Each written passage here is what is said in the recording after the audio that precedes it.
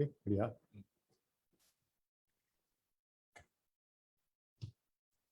Okay. Namachivaya Varga, Nathan Talvarga, Ime Poludum Yen Nenjil, Nigadan Talvarga, Hariom, Jai Sri Krishna, Jai Sri Ram, Jai Sakti. Namaskaram, Namaste, Namaskar, Vanakkam, Om Swastiastu, Om Ishwaraya Namaha. You need to all welcome us back after a year. Audience, seek your apologies. We couldn't be around for a year. There are things to do, but we are back. And I'd like to now invite my co-host, Krishna Raj, to say some things before we introduce the speaker and speakers and the topic for the day. Over to you, Krishna Ma, my co-host. Oh, she has dropped out, maybe because of some line issues. So as we wait, I'd like to now introduce the topic for the day. The topic for the day is caste is not Hindu. Yeah, there are many ways of people looking at things. Co-host is back. So, Ma, over to you to introduce, because you were missing just now, so I was taking over. Over to you. Introduce yourself before we start. You're connecting to audio. Okay, now you. Okay, you can go ahead.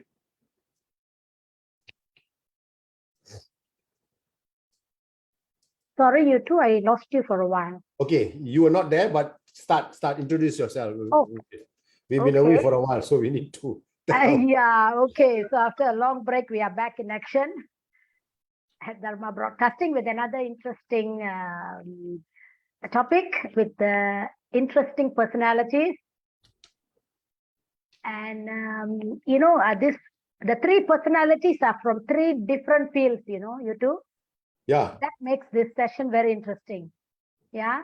Please tell the audience. Okay, now we have, let me have the Shakti first, yeah? Let me introduce the Shakti first, okay? We have with us, she is an amazing personality, an academic excellent award graduate in mass communication. She's very passionate about helping people from all walks of life, okay? She has been instrumental in nurturing the lives of Hindu community in Malaysia, and of course with the support of her teammates. And actually, she's the cheerleader, I think. Okay, she's the chief, she's the captain, I believe so, okay? So let's welcome Aksha Simran Raj, the vibrant youth warrior. Namaskaram. Nice to have to be here and to actually have the opportunity to talk on Dharma Broadcasting. Okay, thank you. And same here, pleasure having you on board. Okay, and next we have another amazing personality, that is Guruji Sundaraj. Is a yoga practitioner for more than 40 years and who has been promoting and teaching the ancient system of yoga to individuals from actually all around the globe. He's been teaching. He's an exceptional speaker who has influenced and helped countless individuals to regain their health also through yoga. We need you. Okay, so let's welcome Guruji Sundar Raj. Sir. Namaskaram. Guruji. Namaste. Vanakkam. And thank you very much to Dharma Broadcasting to go again live and give us this opportunity. Thank you so much. Yeah, thank you. Our pleasure having you. So you two, I leave you to introduce the captain of the ship. Can you please introduce the captain of this ship? I leave it in your good hands. You two? You two, are you there? I am here, but I have some issue with my, I hope, show me a thumbs up if you can hear me. Because I cannot hear you. There's some issue with my sound. Dave is setting it up, but you carry on. I'm here. I will come in once the sound is organized. Yeah? Okay, so, okay, all right. Then you show us your thumbs up if you have settled your issues over there, okay? All right, so we have another personality here, an amazing personality. He's actually, I don't know, he's all-rounder. He knows everything and he's got hands-on in everything, every field. Just call it, name it, okay? Philanthropist, an entrepreneur, humanitarian, or whatever. Or even if you want to speak to him about any scriptures, he's all there, you know, to talk about it, okay? He is the person who created the concept of Seva Gurukulams in Malaysia, instrumental in initiating Tara Foundation 21 years ago, which is a non-governmental organization dedicated to transforming the lives of underprivileged families and children through education, shelter, job opportunities, and business expansion. None other than Dato Pardip Kumar Sukreja. Welcome, sir. Thank you, Krishnaji and Yutuji, my fellow speakers there. Good to be here. I hope we'll have a great session today. Yes, sir. Yes, sir.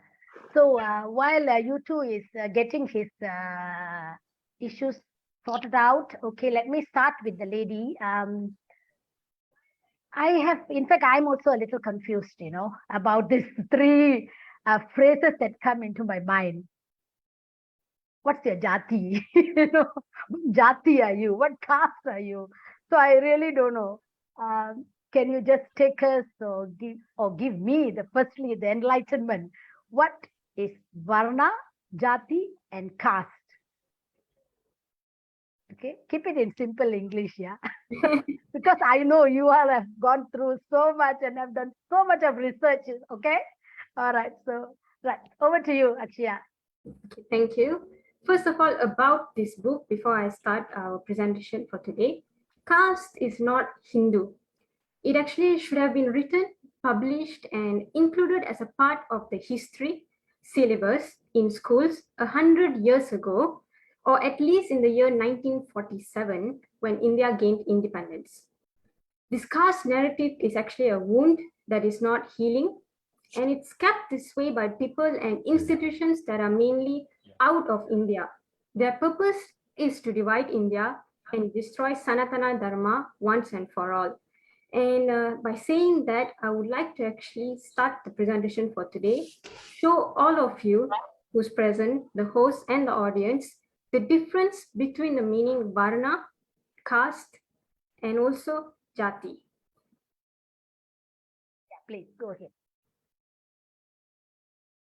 Give me a moment, let me share my screen. Yeah.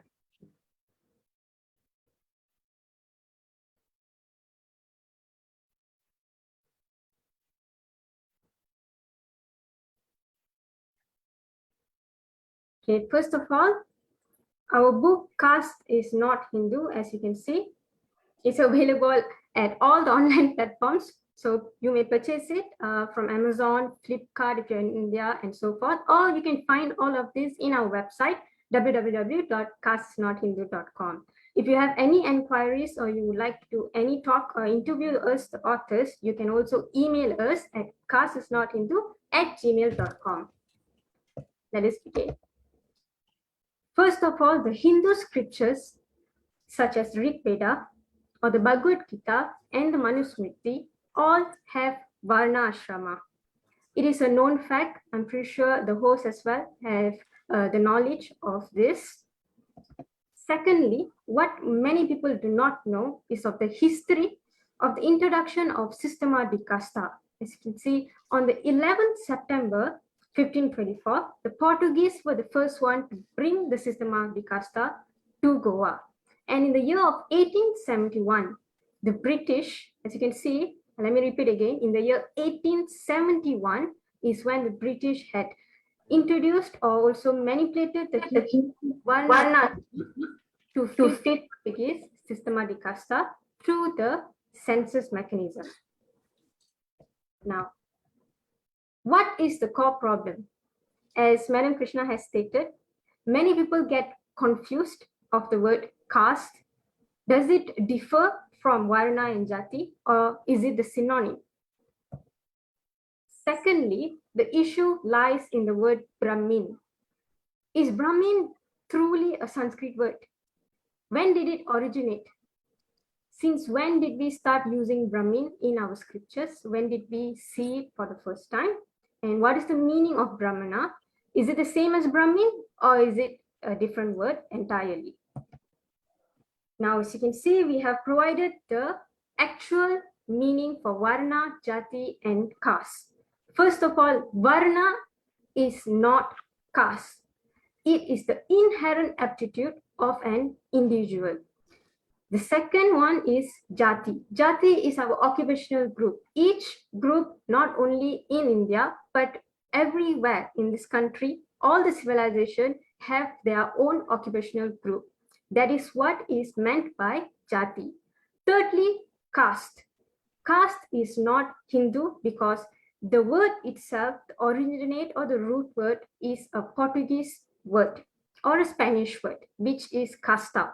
So from casta, it became caste, and now everybody denotes it or also relates it to Hindu. Hence, you can see the definition itself. Caste means a social order of the Portuguese and Spanish based on the blood lineage. Now, I would like to ask you all to close your eyes for a minute, the host. This is just a small experiment. Okay, when you all close your eyes and I say Brahmana, Kshatriya, Vaishya, and also Shudra, what image comes into your mind? Okay, please do open your eyes. So this experiment, I've done this a few times with different age group of people, the youngsters to the mid-age and everyone. And most of them, what they say is the hierarchical order comes into their mind. This is because it has been imprinted into their mind since young. It is found in all the translated version of our scriptures. The entire hierarchical order is wrong. The word Brahmana, Kshatriya, Vaishya, and Shudra does not lie in a hierarchical order. Whereas please, from now onwards, it's in a vertical, horizontal, this version, because this is the actual or true scripture that was written. However, the translated version had manipulated, or the British has manipulated the translated version of our scriptures and has placed the image in our mind that it is the same or denotes the same as the Systema di Casta. Now, Guruji will take over. Let me just stop here.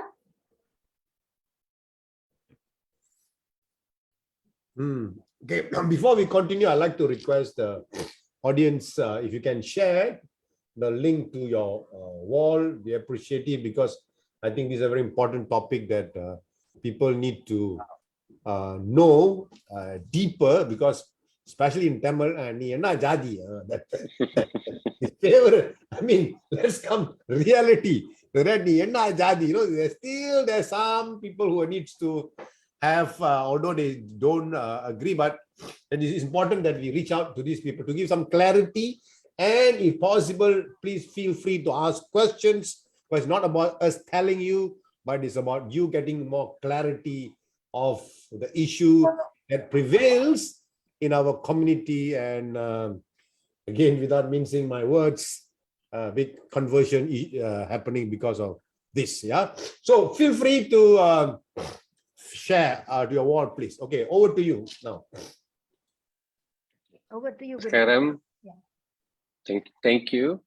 Our host U2G just now, U2 Kumarji, asked a very nice question. Love that question. What is your jati? Okay. What is your jadi? Or in Tamil, they say sadi.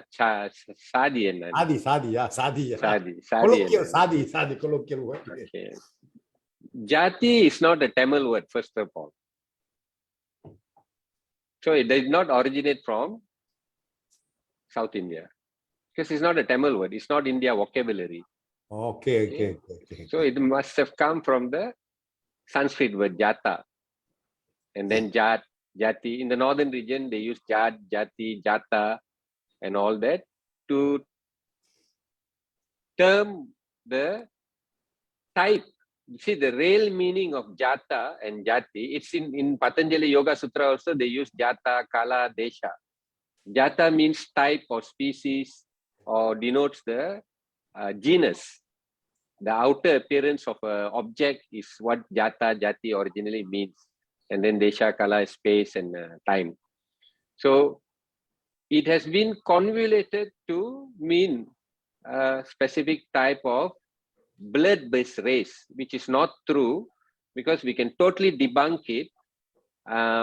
As in our book we have written, there is a concept called, they had a trade guild, a merchant association in Tamil Nadu from Sangam period, 3rd or 2nd BCE, and also during the Rajaraja Chola time.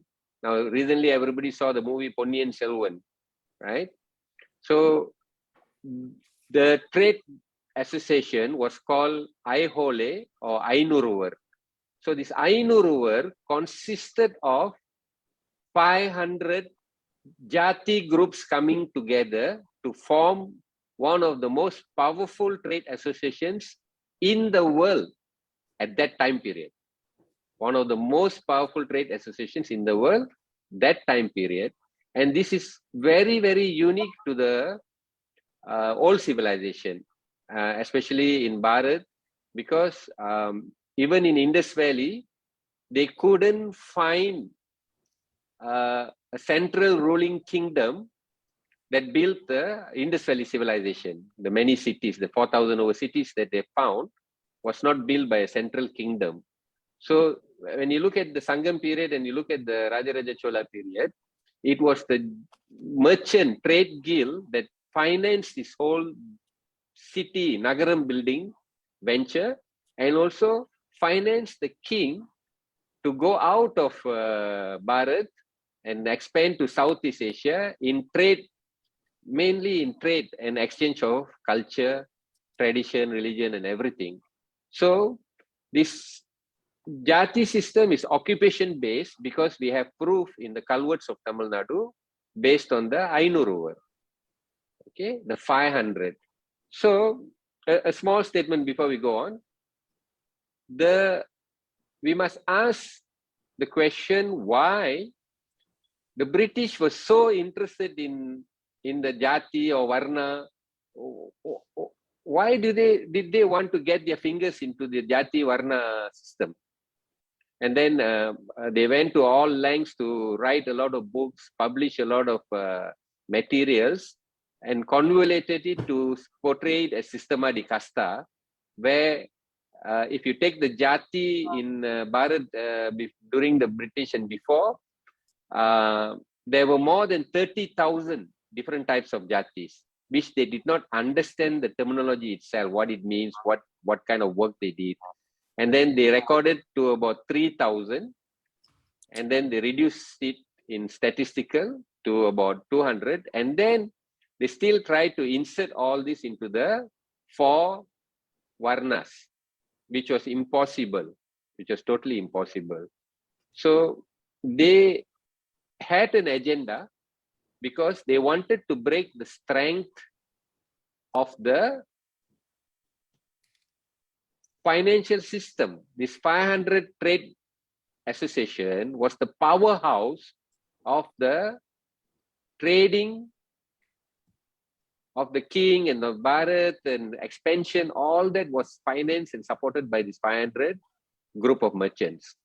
Okay, so to divide it and break it forever so they won't have the strength, that's the reason that they broke the Jati system and created the division very cunningly. And we can see till today it's broken. What mostly a lot of people never realize is the Ainuruvar, right, was destroyed. We don't have that mercantile group anymore in Bharat or outside of Bharat. But the British copied the system and they created the Fortune 500 group of companies, right? I mean, they could have created the Fortune 200, Fortune 250, Fortune 300. Why is it to be Fortune 500, right? Same like the Ainuruvar. The reason being is because they found that this amount of trade groups coming together is a very powerful organization that could change the course of the world, and that's what they are doing today. And also, our co-author Akshay Simran was saying just now, the hierarchical order was an image. Now we must clearly understand, Varna Shrama was taken from the Shastras, Rig Veda, Manusmriti, Bhagavad Gita, and all that. Now, the Sanskrit verses in the Shastras, there was no picture. There was no drawing of any picture to show a hierarchical order. It was all in words, in shlokas. So who equated the picture to the shlokas? Not Hindus. Hindus just memorize the shlokas and they carry on studying the material, right? So there was an outside party. The British are the one who equated the image after the 18th century to the hierarchical system. So because in our Shastras, it's always written, everyone is born as a Shudra. And then as they grow and they gain knowledge, then according to their inherent aptitude or their inclination or their mental liking, they study, they learn, they gain knowledge, and then they choose their path. They want to become a Vaishya, they want to become a Kshatriya, they want to become a Brahmana. It's got to do with their mental inclination, knowledge gaining ability, and then they can choose their occupation, their vocation according to that. So it was not a hierarchical system, it's a very horizontal system. And then this itself shows this has been manipulated. Okay, when you look at the real shlokas and without the picture and the history of it, everything, when you now Google or Wikipedia, when you look at it, everything is hierarchical. So when it's hierarchical, who made it hierarchical? So why did they make it hierarchical? Then we come to know that it is manipulated. It is purposely put in that image so people will think that this is the part of Hindu culture, and it was done that there's a upper caste and there's a lower caste, and they have the suppression and all that. And then there's only Varnasrama is 4. Okay. Shall we take some questions first? Yeah, some of them are waiting. By the way, just to update all of you here, we are also on TikTok, but not a perfect shot from an angle, because there's a huge drama. For those of you on TikTok, you know these cars, this Tamilian, Dravidian drama. So it's actually a hornet's nest, but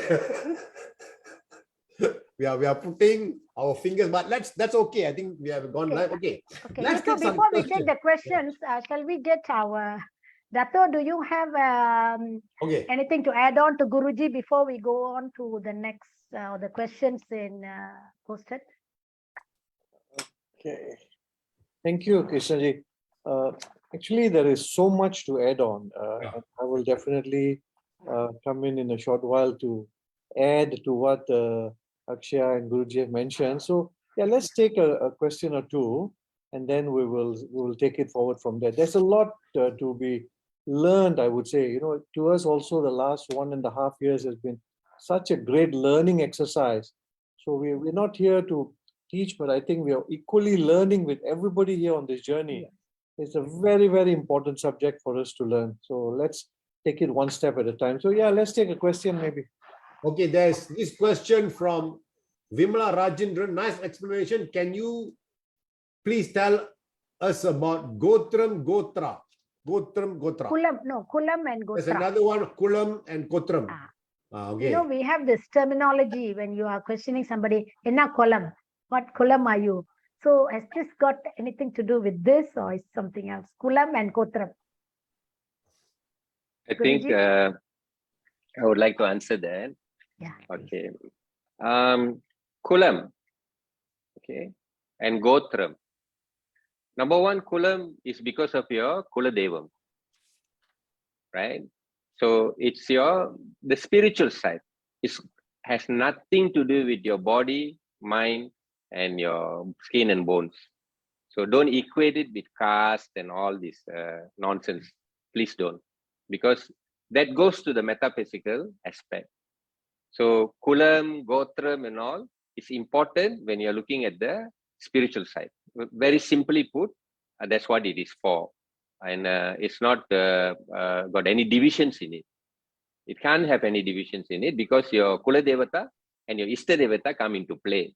And when you go to Kula Deva and Ishta Devata, it is metaphysical and it's spiritual. So it's got nothing to do with the mental problems that has been created in the world. And that's the very straightforward and simplest answer. Okay, thank you, Guruji. Next, there is an explanation from Uma, well-known author, advocate. We all know him, of course. Yeah. Jai Sai Deepak, in his Tamil, that is Bharat book, has explained it amazingly with the slokas from scriptures that Sudras are not only equal but closer to God, as they are given the most important occupation on earth, food providers, etc. Yeah, that's from Uma. Yeah. All right, Dato. Maybe now we have answered some of these questions. Maybe Dato would like to add something. Sure. Thank you, everybody, for being on the show. So I just want to quote, we have, most of us have heard of Sivaya Subra Muniyasa Swami from the Hawaii Temple Church. Yeah. Yes. So he once said that caste is the biggest stick with which the Hindus are beaten all the time. This is a white gentleman who became a Hindu, and he made this comment that caste is the biggest stick with which Hinduism is beaten. Now, the question is this: how did this whole thing develop? So let me give you a perspective. I think Akshay did mention in the beginning, but we have to look at it from a very interesting perspective. The British institutionalized the caste system about 200 years ago, roughly, more or less, maybe a little bit more. And 200 years ago until now, if you look at the number of generations that have passed in this last 200 plus years, you're actually looking at about 15 generations, So that means your father, your grandfather, your great-great-grandfather, and so on, so on, so on. You go back 15 times, roughly 10 to 15 times. This is when they began to be told that you belong to this caste, and you belong to that caste, and you belong to that caste. So for almost 15 generations, this has been passing down. And today, even in our temples, even learned people, even priests actually equate jati with caste, because it has been so institutionalized, so well ingrained that even some of the books that we read, the scriptures that we have translated, started saying that jati is caste. Now, I'll tell you, I have read several Bhagavad Gitas, which are translations. The word used in the Bhagavad Gita is Varna. But when it was translated by learned people, scholars and all that, the English word they have put in the English translation, they have put as caste. That is one of the biggest mistakes we have made, one of the biggest mistakes many of our scholars have made. And this is our challenge today, to bring about that Varna is not caste, jati is not caste. So the word caste has been misused tremendously, and that is what we need to take out of our dictionary today. So when somebody were to ask you, especially in English, what is your caste? What should our response be? Our response be caste. Can you explain to me what is caste? We don't have a caste system. We have Varna, we have Jati. What do you want to know? That should be our response today to anybody under the sun who may ask you, what caste are you? Because please remember, the biggest mistake they have made is, over the last 200 years, the definition for either Varna and Jati both, we have given the definition as caste. That is the mistake. Okay, there is no one word definition in English for the word Varna. There is no one word definition in English for the word Jati. There is only an explanation for both the words. You will have to explain to them. You cannot define in one single word. In fact, this is where I think Rajiv Malhotra ji and Jeffrey Armstrong ji always say there are many colonized words. There are many colonized words that have been imposed on us. Now we have to come out of those colonized words. For example, Atma is not soul. Let's give you an example. And in the same way, Jati is not caste. So this is where I will stop for now. I'll come in again later. So maybe we can continue from here. Thanks. Yeah. So back to Akshaya. Of course, you want to explain a little further, right? Just now where we stopped you, yeah. Yeah, but before we take you there, I want to ask you. I mean, you are a youth. No, you should now be actually talking about Bollywood and theaters, karaoke, and all that. I really want to know. I mean, what inspired you into this spiritual journey and into this particular? I mean, I can call it a very a book of research, you know. Why did you embark here? Did anybody cane you? Did anybody push you there? What really take you there? I mean, you can be a role model to the other youth. That's why I'm posing this question to you. So before we take you to the slides, yeah.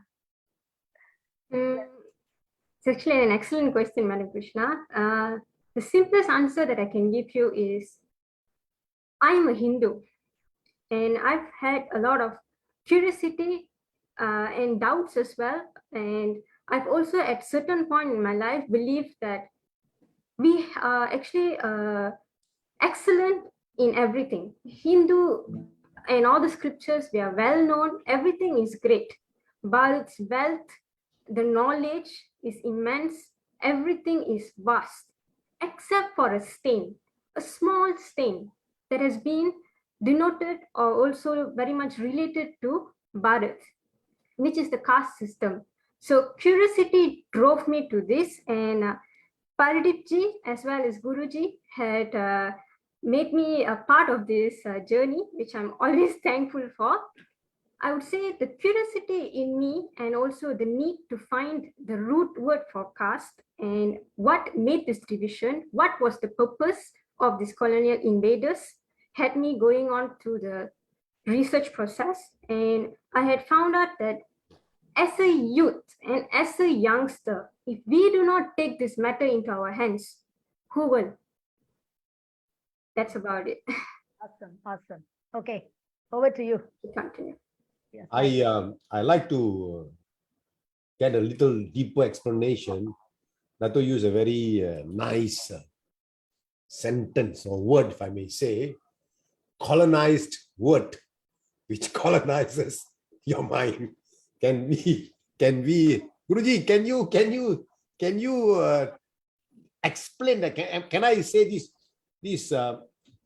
because again we go back to Yam Madamam, Sammadam, everything is the same, God is the same, you know. So Dato, I didn't do anything. He did me, you know, and asked me to ask this question. So colonized word colonizes your mind.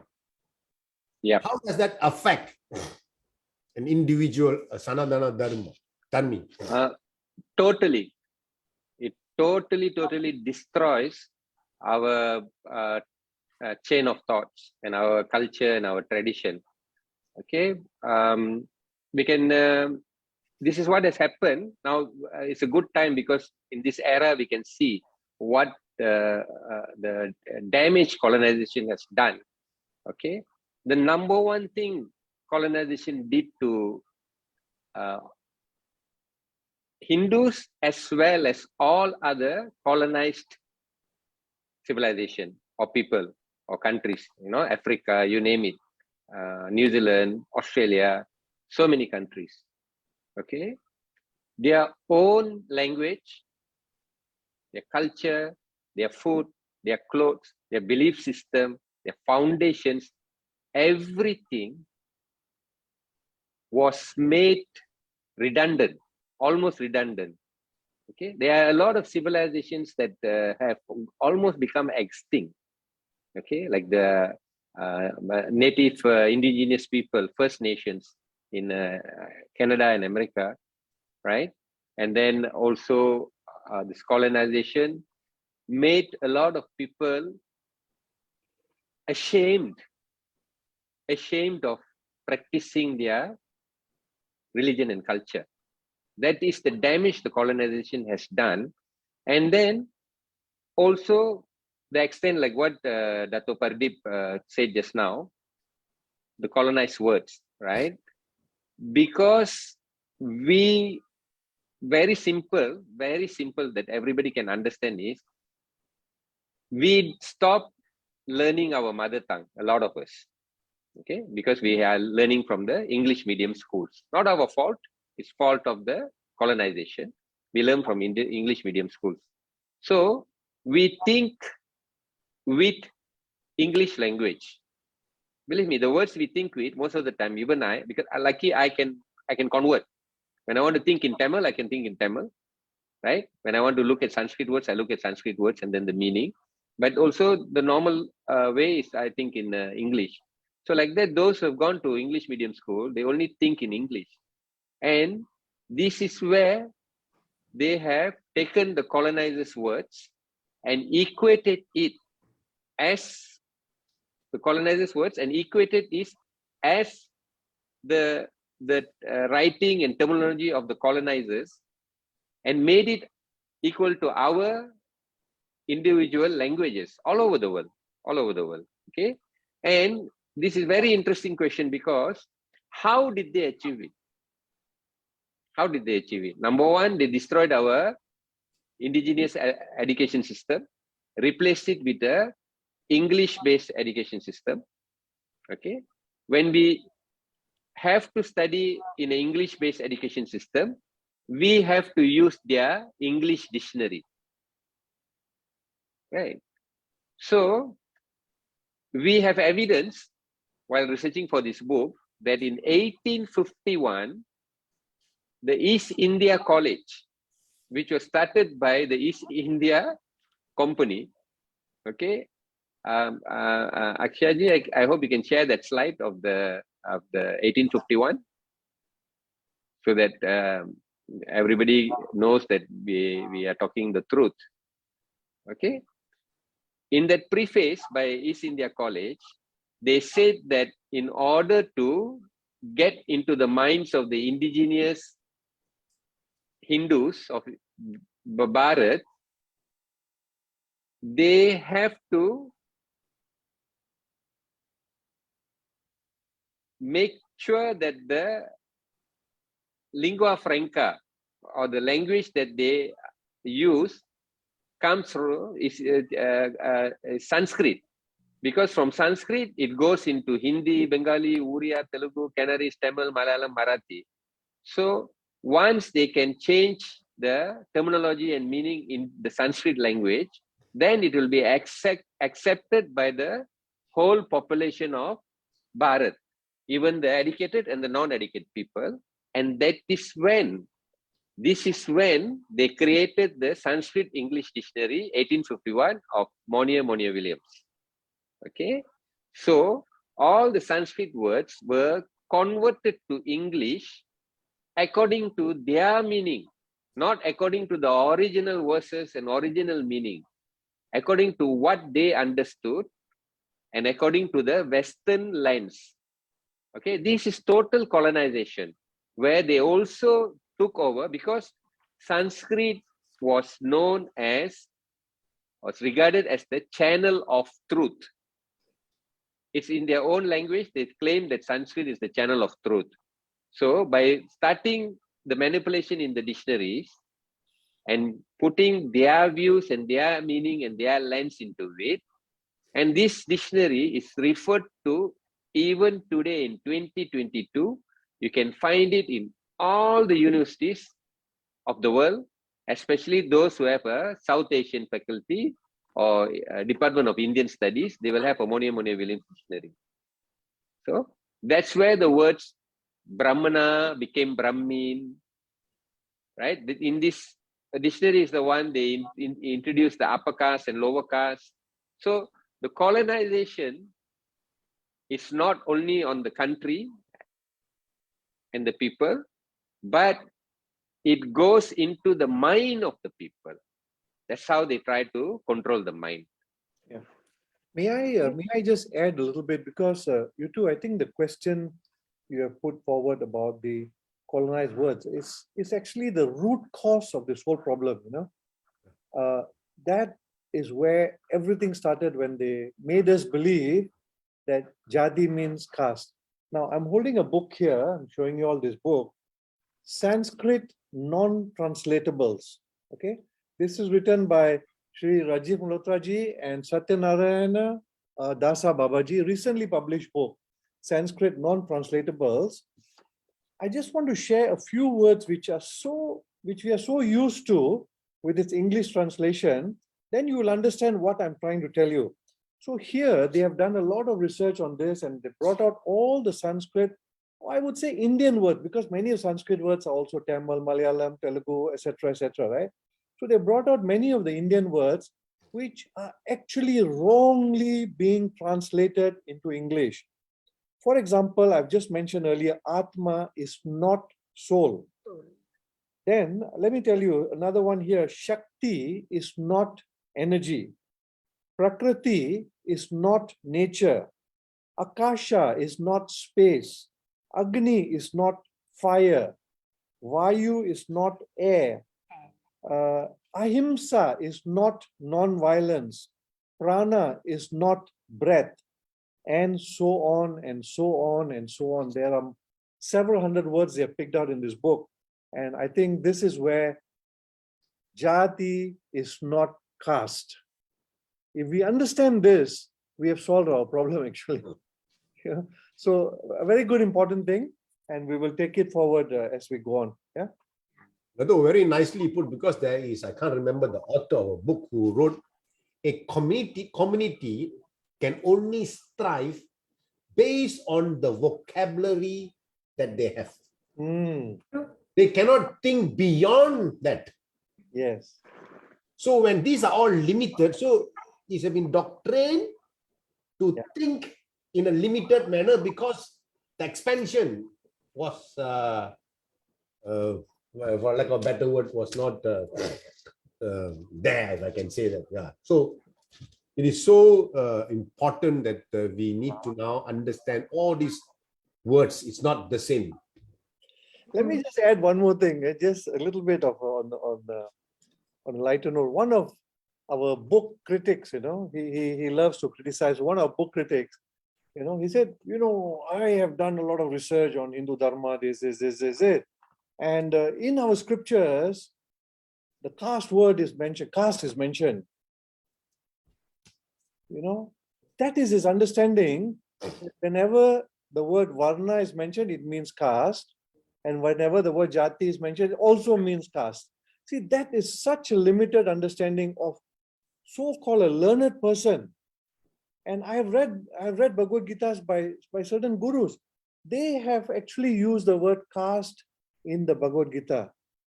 This is where the root cause of our problem is today. And this is where, we need to decolonize our language as well.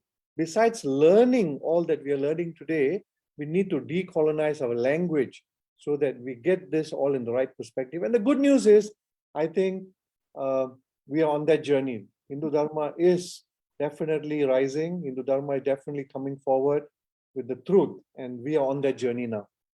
Actually, to add on that, Paradip Ji, whatever he said, and also Guruji, I think a language reflects the entire community. From the beginning, we are a free thinker. All the Hindus, all our languages is vast, especially the beauty of Sanskrit. There's no limitation. A word can have multiple meanings according to the sentence that you use. We do not have any limitation as much as English language. Now you change a language, you break a community.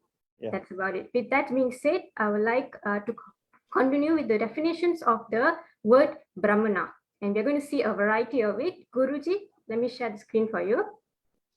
Yeah, I was waiting for that question also. Good. Yeah, please take us there, Guruji. Okay. This is my Because we are one of learning, you know, it's a learning process. We Yeah. are learning every day. Yeah. So this is very interesting because a lot of people miss the point, like what Dr. Padip said just now, right? It's a colonization word, and we have to decolonize, and we have to maintain. See, the only way to decolonize is we have to maintain our original language. So whether it's Hindi, Marathi, Punjabi, Bengali, Tamil, Sanskrit, we have to go back to the root, then only then we will understand what it is. The slide, okay. We have the words Brahman, Brahma, Brahmana, Brahmi, and last Brahmin. Okay, okay. They all are different. Okay. This is Sanskrit, and they all are different. Okay.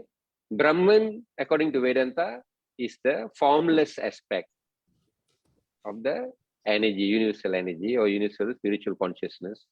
That's Brahman.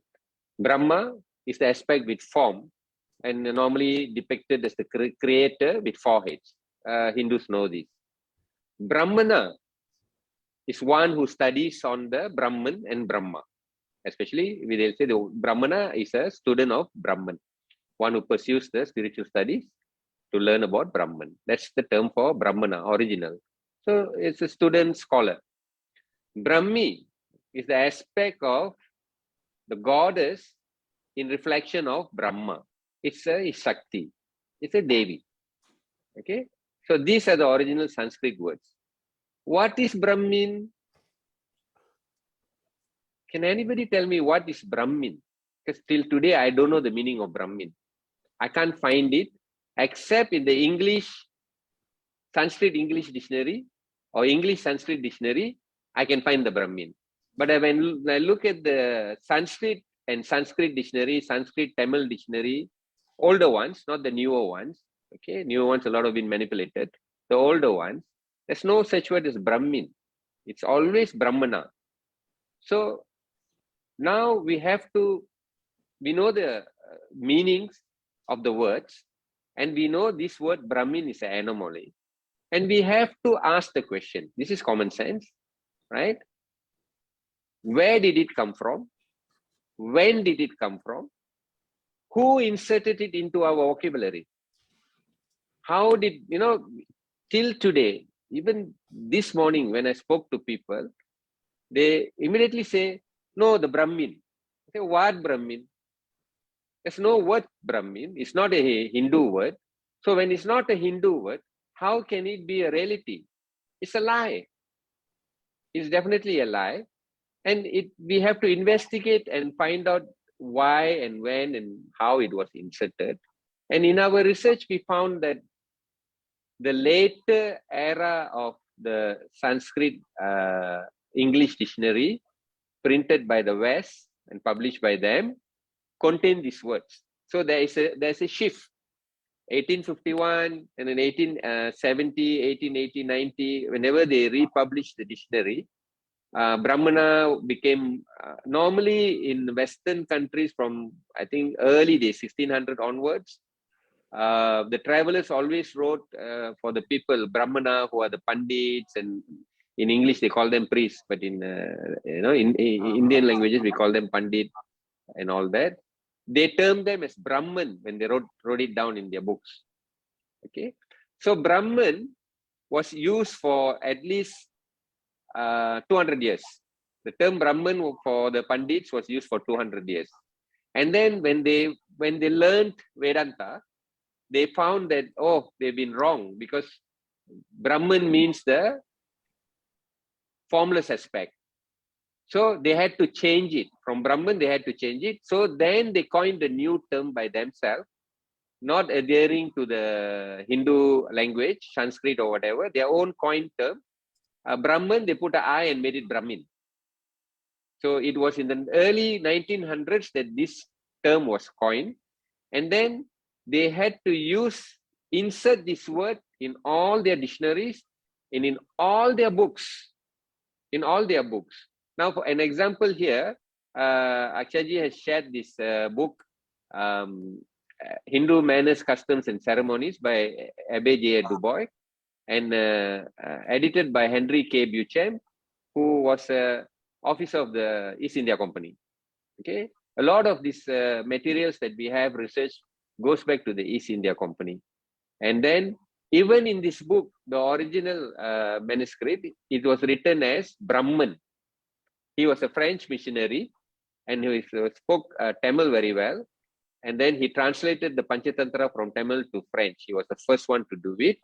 And then he wrote the manuscript. His manuscript is actually his diary. It's called Hindu Manners, Customs and Ceremony. And his diary was bought by the East India Company. Now, what has East India Company got to do with the recordings of a French missionary, right? That is the number one question we must ask. It's because they wanted to extract the information from there so that then they can plan and do whatever they wanted to manipulate. And so in his book, originally it was written in Brahman. And in his book, the preface forward has been written by Friedrich Max Müller, who translated who edited 50 sacred books of the East. So in our research, what we found is that the East India Company, to further dominate and colonize and control Bharat, and to get into the minds of the people, to forever colonize them, they mistranslated all the scriptures and mistranslated means they inserted all the meanings of all the important aspects with their own words, own meanings, not following the original meaning. So after 1851 and 1900s, right, the whole narrative changed. The false narrative became what everybody started sharing. And it's been going on for 200 years, plus minus. This narrative that the Brahmin, the upper caste, the lower caste, Hindus have a very misogynistic religion, culture.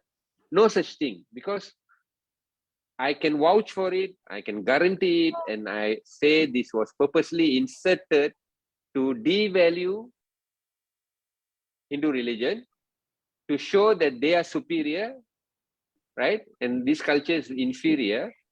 And then they introduced the Aryan invasion theory. All these things came about during that time period. The time period of 1832, 24, 32, 51, 71, 81, 91, and 1920. So, and most of the people who were involved in this manipulation, mistranslation, and insertion of all these different wrong meanings were all linked to East India Company. Friedrich Max Müller was employed by the East India Company to edit the 50 books by 40 over different authors. So why did they pay him to edit so many books of the Eastern culture and religion, right? What is the purpose?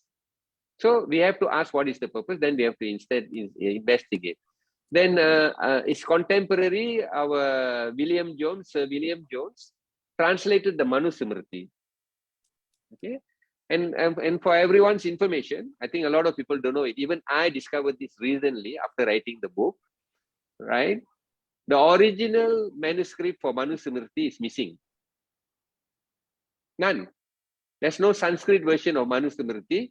Where it has gone in hiding, who has it in their hands, nobody knows, because it went missing very early. Very early. The only translations that are available are in English, in French, in other languages, and later ones in Hindi, Bengali, and like that. So what happened to the original Sanskrit manuscript? Where did it go? Right? In Germany, they have 800 over Sanskrit manuscripts in their possession, taken from India. And in England also, they have so many in all over the Western world. When will they give it back? That's my question. Can I share something very interesting for everybody? You see, when they created this 4 layers, which from the horizontal into the vertical, the Brahmins they created, the Kshatriya, the Vaishya, and the Sudra. And then, of course, we don't know from where this word Dalit came from. That also a word that fell from a word that is fallen from the sky, Dalit, Now, do you realize, do all the listeners realize that there is a fight only between the Brahmin and the Shudra? Have you ever heard of a conflict between a Brahmin and Kshatriya, or Brahmin and a Vaishya, or a Vaishya and a Sudra, or a Kshatriya and a Sudra? Have you ever heard a conflict? No. The only conflict is always between the Brahmin and the Shudra. So how on earth is this possible that there are 4 layers and only these 2 layers are in conflict, everybody else has no conflict? So it's a very interesting point to ponder on. Yes. And this again will give you a lot of answers if you ponder on this one point itself.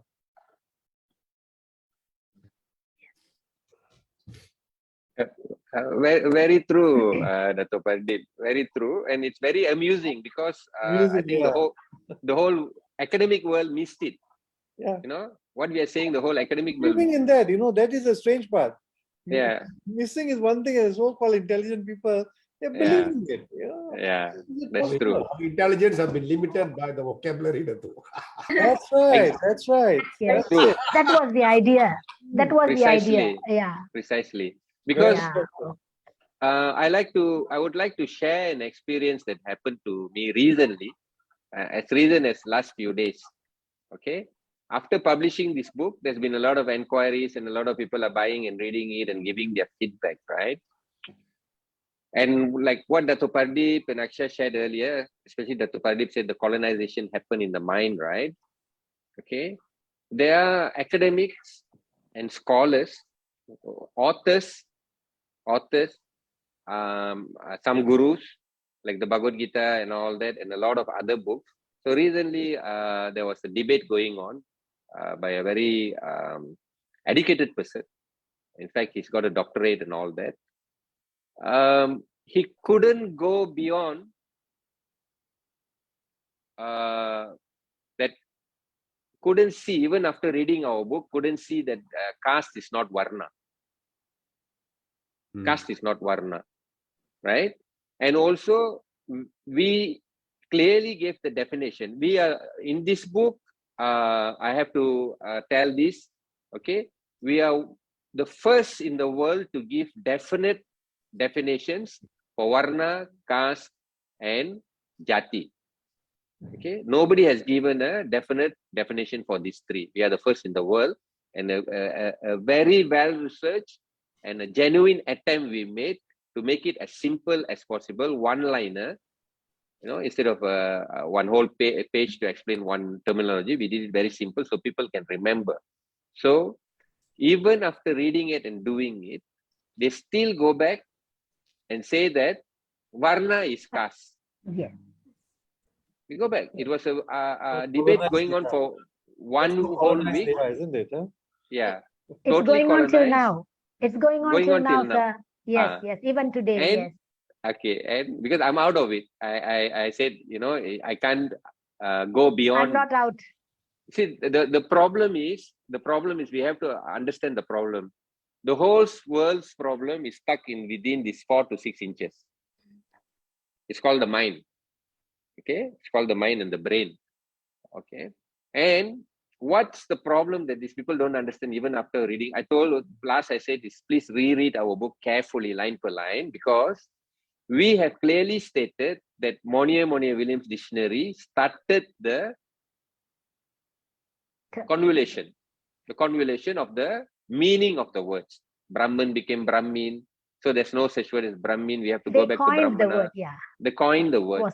So yes. we have to take it, and we have given enough evidence. Even if you go to court, the evidence are from the Western authors themselves, we took it, right?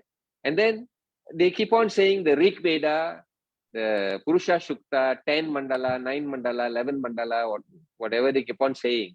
But the Purusha Shukta clearly says Brahmana, Brahmanosya, it says, which means Brahmana. It never says in Sanskrit, the word Brahmin will never come. It's grammatically wrong for them to write it as Brahmin. So the original word, we must go to the original word and try to understand the meaning. But these people are so colonized that they cannot go beyond Brahmanasya or Brahmana. They keep on reverting back to Brahmin and then equating Varna to caste even after we explain that what Varna means. And even after me sharing Swami Chinmaya's explanation of the Bhagavad Gita's Varna, very beautifully we will say it's the Varnas comes from the Sattva, Rajas and Tamas. Okay. And then this is where the energy, color of that Sattvic, Rajas and Tamas is known for the depiction of the Varna. That's why Varna is color. But it's never Varna alone. It's always Varna Ashrama. It's one word. Yes. In Sanskrit, it's never Varna alone. We don't just say the color. Varna Ashrama. That means the classifications of the society. That is one for the individual, which is Brahmana, Kshatriya, Vaishya, Shudra. Right? Is for the society. For the individual is the Brahmacharya, Grihastha, Vanaprastha and Sannyasa. That both are Varna Ashrama. So they always talk about for the societal one, Brahmana, Kshatriya, Vaishya, Shudra, they talk about. Why don't they talk about Brahmacharya, Grihastha, Vanaprastha and Sannyasa? It's also Varna Ashrama. The same word is used. The same terminology used for that also. One is individual, one is society. So they cannot, they are so colonized, they cannot get out of it. And they're stuck, right? And when I ask for a proper citation or sources, goes back to Max Muller's translation of Rig Veda. The very person we are saying who edited all the wrong words into the books, right? Yeah. And they cannot go beyond that. I'm saying, please look at the original Sanskrit verses, right? Only the original Sanskrit verses give the true meaning. Even though if you don't know Sanskrit, you are a scholar, you want to do research, contact a Sanskrit scholar and ask them what's the meaning, or buy a proper Sanskrit dictionary. Don't buy the money British one. Buy the Indian one, right? In another talk, when people ask how do we decolonize, I said first thing, try to learn from our Indian languages. Stop buying the Western language books. Because that's where the mistake is. Guruji, I just want to add on what you said just now. There is Ilan Kumar and Jeevan who's I think saying something very relevant what you're saying. Could they mental block is due to the lack of traditional Sanskritam training? Hence, the understanding of Sanskritam is from Western lens. Exactly. This is what earlier we spoke, remember, to decolonize, you know, what the Moniamone Williams preface was, East India College and all that. So we must accept, okay, the world's media, publishing, printed media, social media, audio, visual, everything is controlled by the Western powers, right? They control it. So whatever they publish something in US, it will come out in Australia next week. Following week, it will be translated in France and then German. That's how their, you know, news network goes. So, and then you see our newspapers in Singapore, India, Malaysia and all, then they will take the source from there. They will quote that and say that this comes from the Reuters and all that. So the source of it, recently, a few months back, they did a case study. I forgot, it was done in US. It was done in the US by a group of academicians who wanted to see how news is transmitted all over the world. And when they researched, they saw that it's the same source. The root source is always the same, and then it's again regurgitated all over the world in different publishing media, and then everybody believes it's right. So we are saying, that's why we are saying, open up your eyes. First, you have to decolonize. Number two, your mother tongue, your Indic languages, okay, Sanskrit, Hindi or Marathi or whatever, there are a lot of books that are authentic books, like get books from Gita Press. Okay? And then when you really study, you can know the real meaning. I'm not a Sanskrit scholar. Okay, I'm not a Sanskrit scholar. I've never learned Sanskrit. I self-learned Sanskrit by translating word for word. Okay, when I read the Sanskrit words, I'll take out one word, write it down, and try to look for the meaning.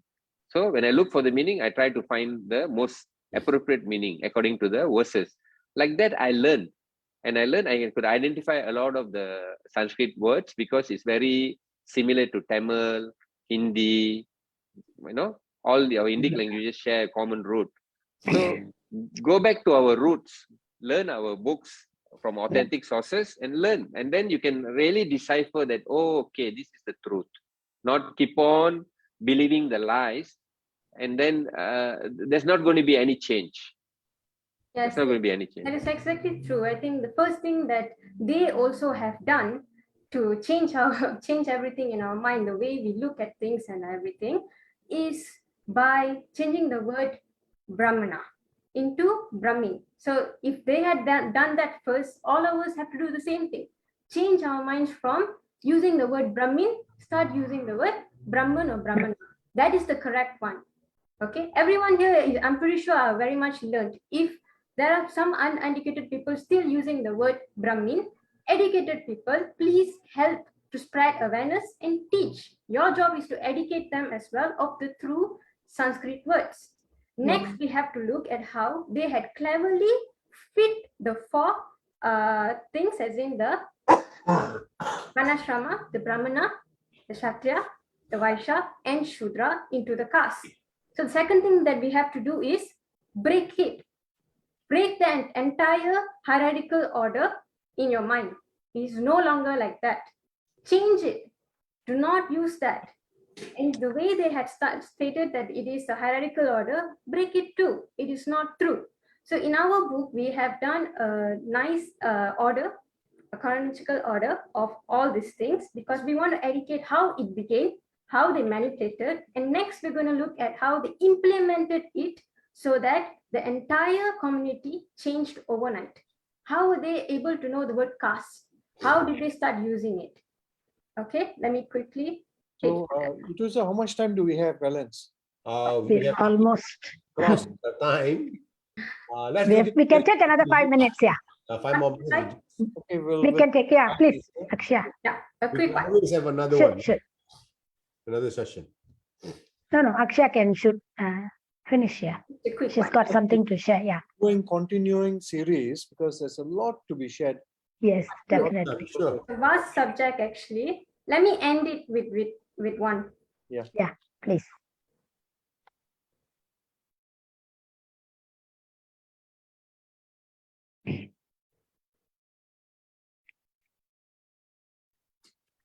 Okay, so this is how they implemented the entire caste system.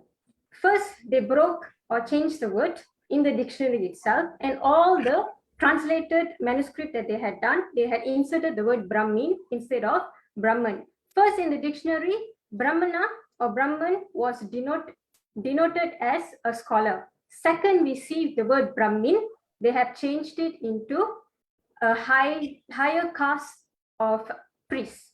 Now, how the implementation worked was they had done a census questionnaire.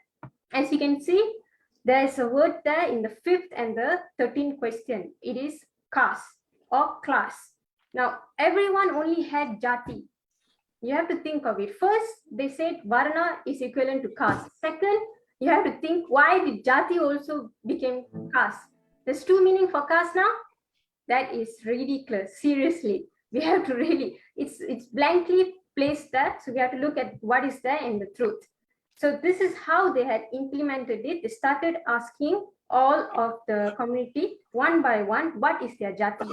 Once they say what Jati they are, what this census questionnaire is for is they place them according to their own wish. If this Jati belongs to the higher caste or the lower caste, maybe they just say overnight, okay, the Jati of colored belongs to Shudra, the caste, that is the caste, that's the lowest caste, and so forth. So this is how they implemented it, and until today, we're unable to break from it, because this is the same census questionnaire that is used even after independence. Okay? So lastly, we would like to say, stop using these words. Brahmin is not an actual word. So instead of that, use the Brahmana and educate the world on the difference. Caste does not denote or is not synonym to Varna nor Jati. If you want to find more answers, please read our book, because I've researched a lot of manuscripts and I cannot find any proper definition given for caste, Jati or Varna. Thank you, Aksha. Yeah. There is a request from Kalaivani Shanmugam. Guruji, good Sanskrit dictionary or book to learn Sanskrit. Can you recommend? Yeah, from I think Uma says yes. The white men were at fault when today this is being done. by Hindus, including temples. Okay. That's why people are doing all this work. Which Dato has already mentioned earlier. Yeah.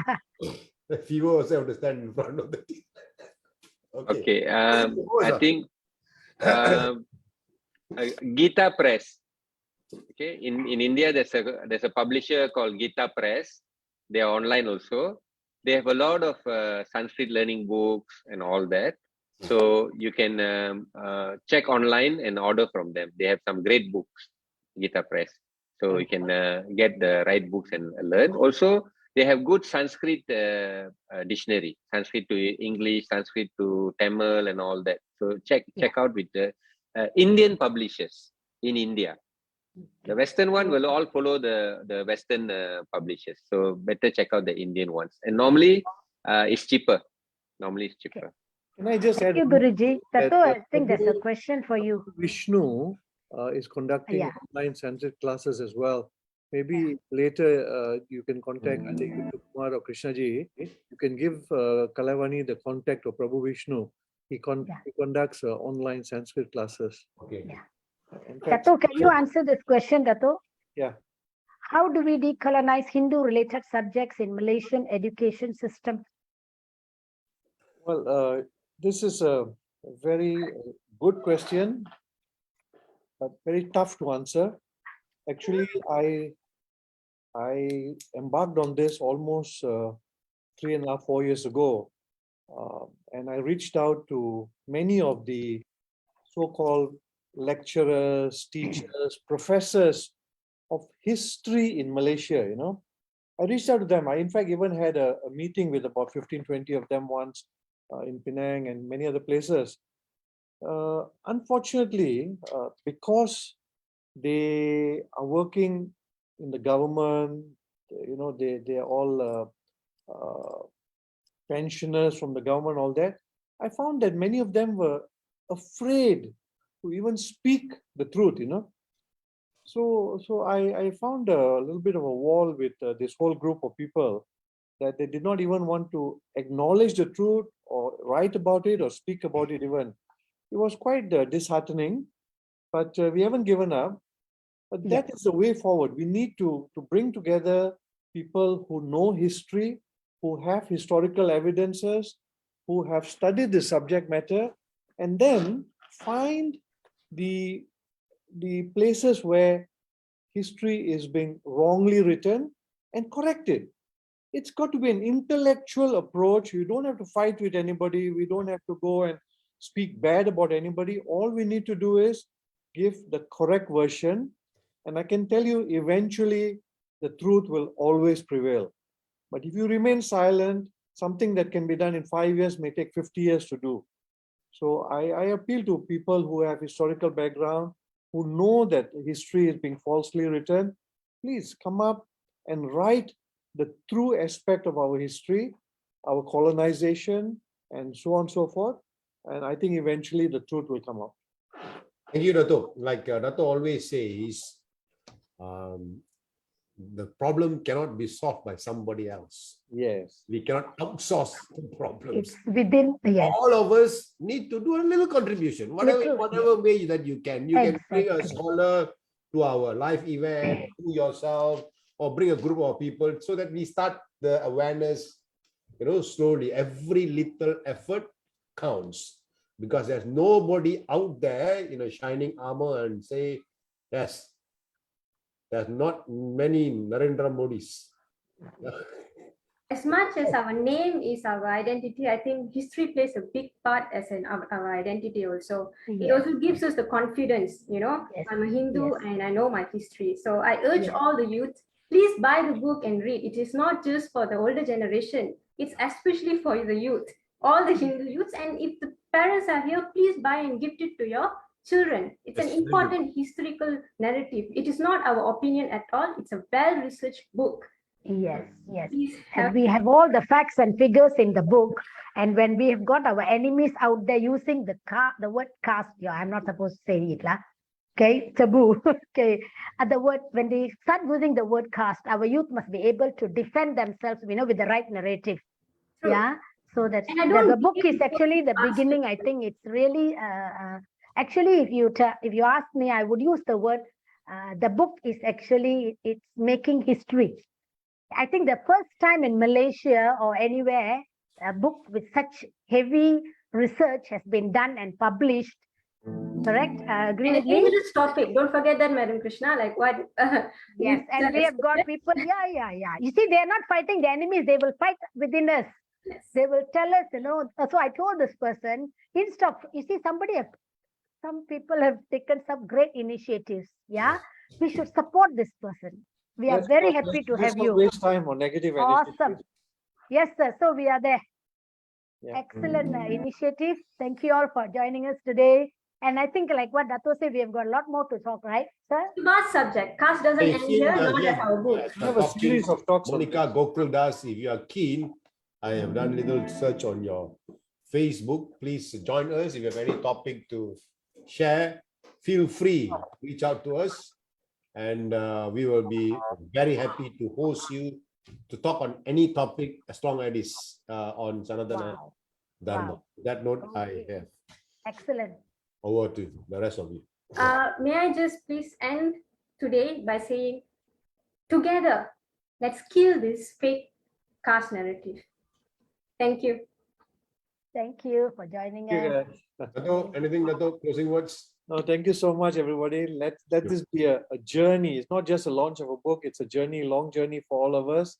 Let's all be on the same page, on the same boat, rowing in the same direction, and we will get there really, really soon. Yeah? So let's hang on there, everybody. Thank you. Good night. Thank you. Hari Om. Hari Om. Hari Om.